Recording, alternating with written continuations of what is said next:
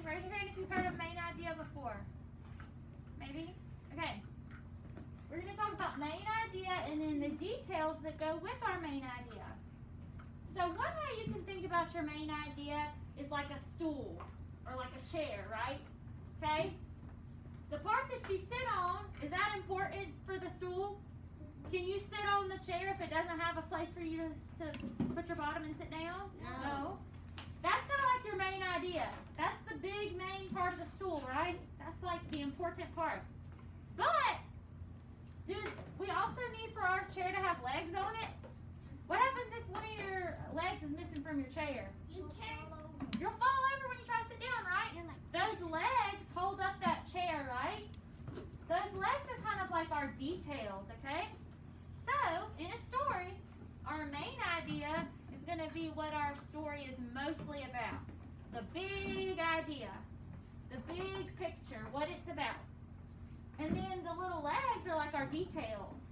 Like maybe if they give you a little bit of information that goes with the main idea, those are our details, okay? They give us more information. They kind of go deeper, right? The main idea is the big, zoomed out, broad topic, and then the details give us more information, okay? There are some clues that you can look for.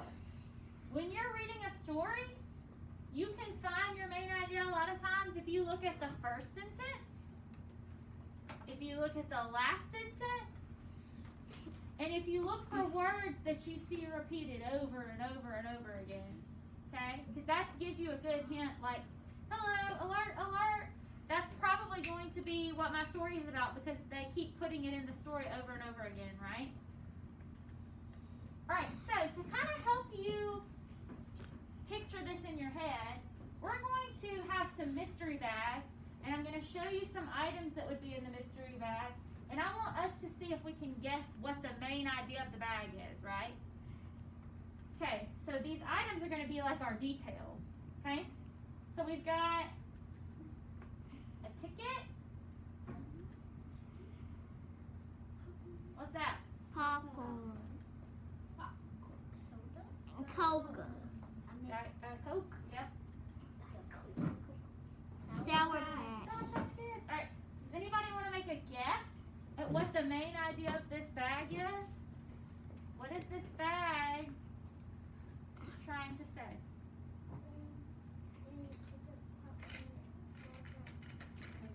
What would you need all of those things for? Movies. To go to the movies. So the main idea of this bag is that this bag holds everything you need to go to the movies. Okay? And then our details would be, you need a ticket to go to the movies. You need popcorn when you go to the movie. You may want to get a soda when you go to the movie. You can get candy, such as a Sour Patch Kids, when you go to the movies. Okay? So those are like your details. Let's try another one. That's tomato sauce, in case you can't tell. Or like tomato sauce. Noodles. Cheese. Oh. A crust of some kind. Some sort of dough. Pepperonis. What you think? What do you think? Pepperoni pizza. So the main idea would be things that you need to do what? Eat. Or dinner. Or make a pepperoni pizza. Good. Right? And our details would be that you need the sauce, you need the cheese, you need the dough, you need the pepperonis, right? Yeah. Does that make that clicking? Making sense? Okay. Now we're going to do the same thing, but instead of looking at bags, we are going to look at some short stories, a little passage, and we're going to see if we can find the main idea of the passage. Another way that you can help remember the main idea is you can think of the main idea as like an umbrella. When it's raining outside, what do you put up to keep yourself from getting wet? The umbrella. So your main idea is like your big umbrella. And then you can think of the details as like the little raindrops, right? Now, we're going to remind ourselves, we're going to read the first two sentences, the last couple of sentences, and look for those repeated words over and over again, okay? Football is entertaining. Thousands of people watch games every weekend. People love to cheer and yell for their team. It is most exciting when your team gets a touchdown. Everyone should watch football. Now, What am I going to look for first? Remember I said there were some places we can look for our main idea. Football. We said we could look for the first what? The first sentence in our story, right? Yeah. So what is my first sentence in the story? Football is entertaining. Football is entertaining. Now, we could look at our first sentence and we could also look at our last sentence. So our last sentence says, everyone should watch football. Mm-hmm. Next, I'm going to say, are there any words that they say multiple times in the story? Do we see a word repeated some? Team? Yeah, what else?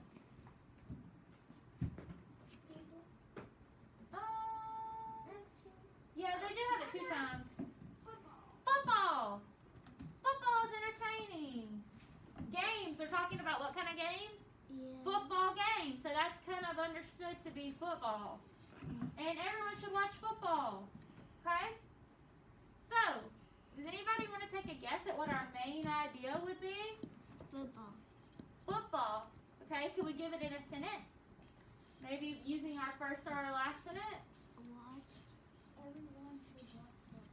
Everyone should watch football? Or could we say football is entertaining? Yeah. Football is entertaining. Or football is something that everyone should watch, right? Now, what would our details be? We need some sentences that would be our details from the story.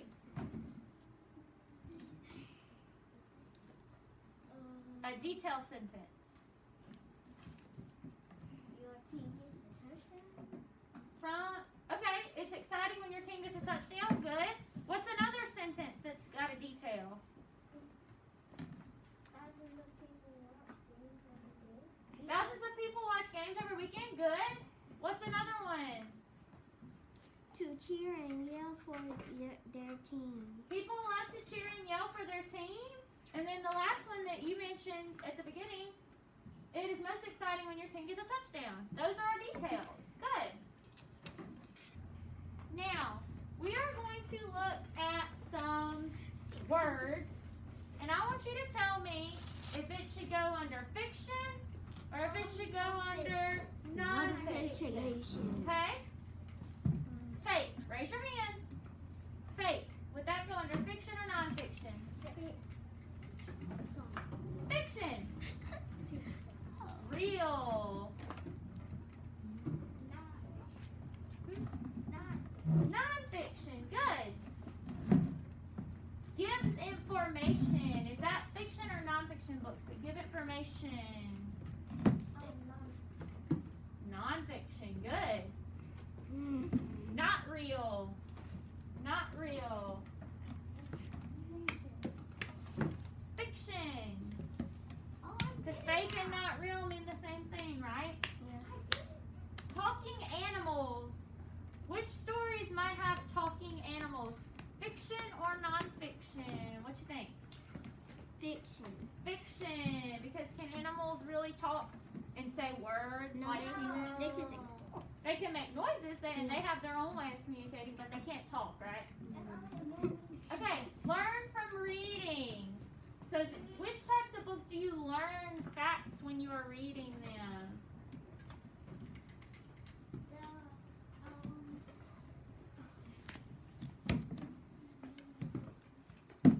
Learn facts. It's all got true facts in it that you learn from when you read. You need some help? Help them out. Would it be fiction or nonfiction? Nonfiction. Nonfiction. Good. All right. Now we're going to do the same thing, but this time we're going to look at some books, okay? And I know that they're going to be kind of tiny, and some of you are a little far away and can't see it. So I will give you some hints and let you know what's on the cover if you can't tell. Okay. So this book is called The Chatty Pumpkin. Raise your hand if you have a guess if it would go under fiction or nonfiction. What you think? Fiction. Because can pumpkins be chatty? No. Also, if we look at that picture, do fiction books usually have drawn pictures or actual photographs? Well, let's think about that. Drawn pictures, because usually those are fake stories, right? So the pictures are going to be drawn. Our nonfiction books are going to have real pictures in them, okay? From bulb to tulip, and there's a real picture of some tulips. Who wants to take a guess at this one? Nonfiction, good job! Because that is going to give us information about tulips. A pet for every person, and that is if you can't tell, that is a photograph of a kitty and a puppy.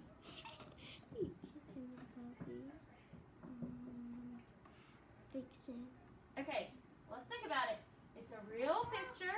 Okay, nonfiction. You think nonfiction? Yeah, that would be right. That book would probably be telling us about different types of pets that you could have, right? So that's going to be giving us information, and that's going to be true, right? Yeah. One family. One family. And it has a drawn picture of a family.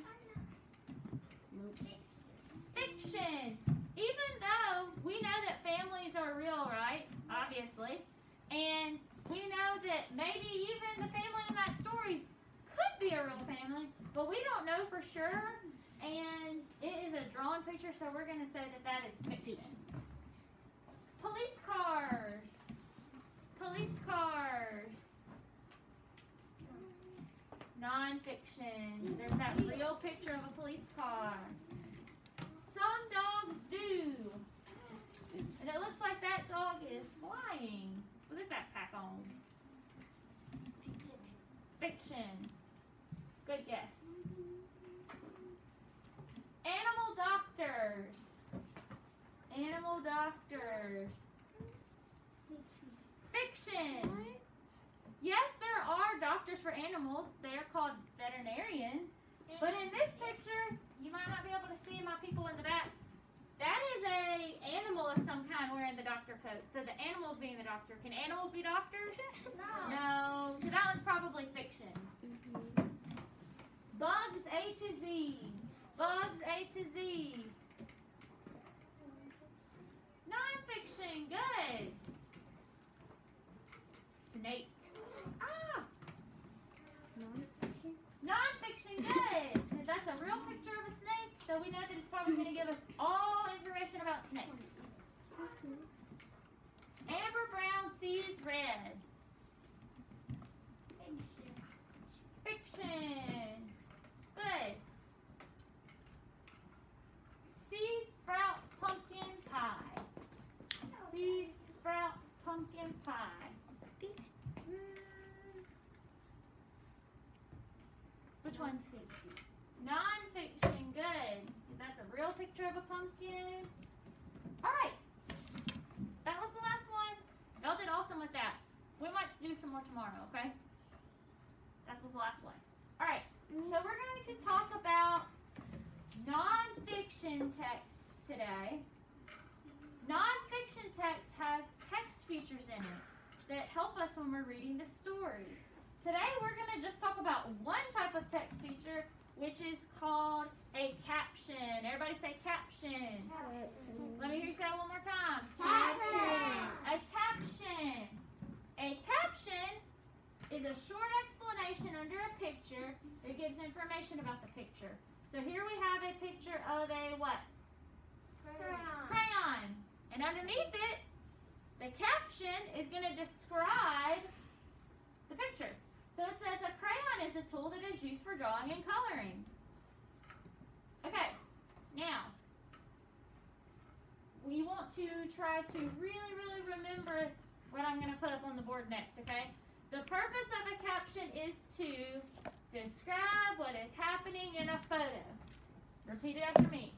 The purpose of a caption is to describe what is happening in a photo. One more time. The purpose of a caption is to describe what is happening in a photo. What does a caption do? Describe what is happening in a photo. And what's another word for photo? Picture. Or what's another word? Photograph. That's the big long word. What about another word that maybe if the pictures are drawn? Paper. Good job. Oh, what? Illustration. Good job. So all of those words mean photo, right? So if we see any of those words and they're asking for a caption, we know that they're asking what's happening in the picture. Alright, so here's a picture I have here. We're going to give a caption or describe what is happening in this photo. A, the player is dancing. B, the player scored a goal. Or C, the cheerleader is pretty. Give me a thumbs up on your chest if you think A is the right answer. Give me a thumbs up on your chest if you think B is the right answer. Okay? Give me a thumbs up on your chest if you think C is the right answer. Okay, so most people were giving me a thumbs up for B.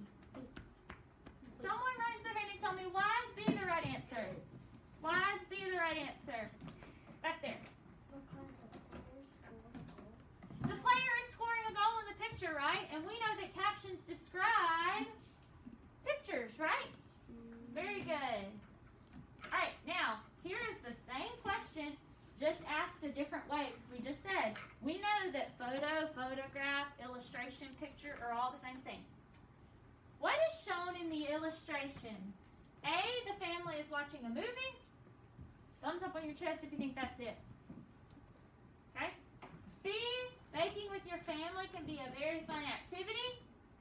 Thumbs up on your chest if you think that's the right answer.